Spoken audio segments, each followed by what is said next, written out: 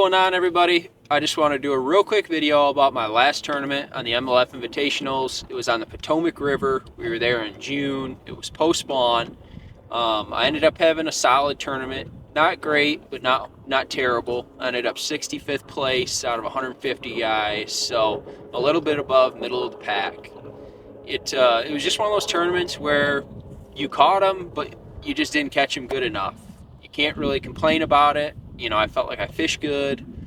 I felt like I was in the right areas. I just never got the right bite each day to make the day 3 cut. I ended up catching around 13.5 pounds a day, and I needed about 14 pounds a day to make the cut. So the weights were really tight. They were stacked together. A few ounces went a long way, and unfortunately I just never got a 4-pound bite each day, which was the separator for a lot of guys. So to break it down, like I said, it was post-spawn. I thought we were there. About as post-spawn as you could get. I did see some fry garters on a low tide up around, isolated wood or the edge of spatter dock pads. There was a lot of fish caught off brim beds. Brim beds were a huge player in this tournament, especially for the guys that did really well. So hats off to those guys that figured that out. And yeah, so we were there post-spawn.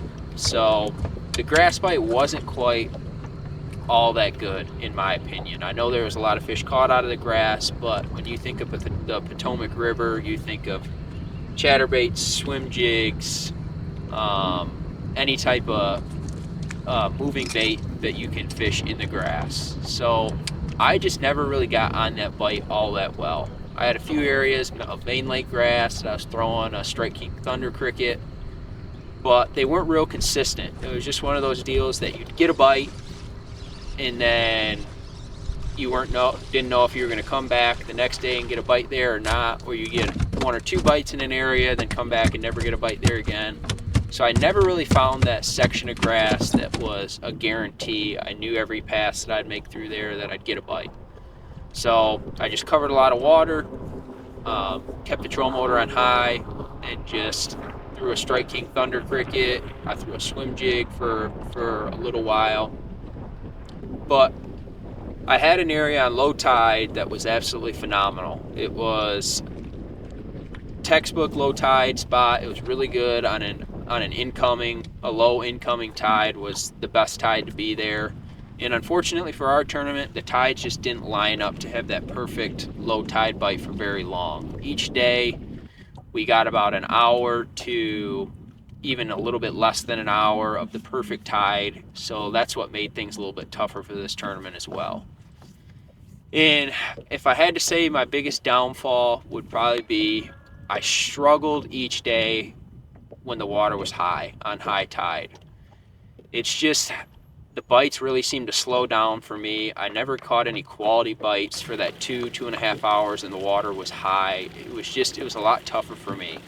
And looking back, that was probably why I didn't make the cut for day 3, was I just had too much dead time on high tide.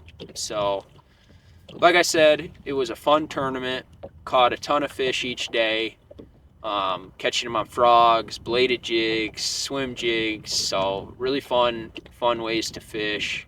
I enjoy fishing the Potomac River, and yeah, our next tournament's on La Crosse, Wisconsin, and then fishing the Mississippi River. It's the last stop of the year, so fingers crossed we have a good tournament there and can keep moving up the point standings. So I appreciate you guys watching. Thanks for tuning in, and if you haven't already, please like and subscribe.